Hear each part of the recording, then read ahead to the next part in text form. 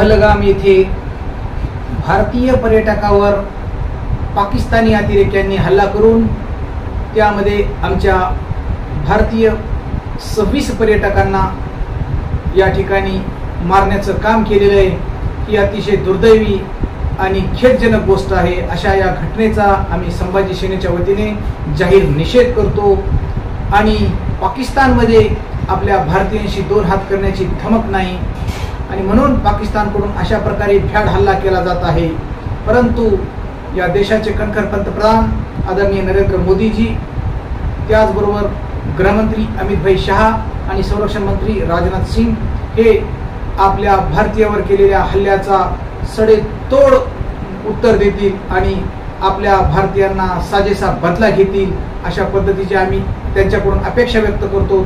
आणि अशा पद्धतीचा हल्ला करून पाकिस्तानचं जे षडयंत्र आहे की काश्मीरमधील पर्यटकांच्या माध्यमातून काश्मीरमधील रहिवाशांना ज्या पद्धतीतून या ठिकाणी रोजगार उपलब्ध मिळतोय अशा पद्धतीतून त्यांना रोजगार मिळाला नाही पाहिजे आणि पर्यटकांचं त्या ठिकाणचं जर जाणं कमी झालं, बंद झालं तर पुन्हा त्या काश्मीरच्या भागातील त्या ठिकाणच्या रहिवाशांच्या हातामध्ये पुन्हा दगड देण्याचं काम यांना करण्यासाठी मदत होईल आणि त्यांच्याच माध्यमातून पुन्हा आपल्याच सैनिकावर दगड मारण्याचं काम करण्याचं हे षडयंत्र या पाकड्याकडून केलं जात आहे।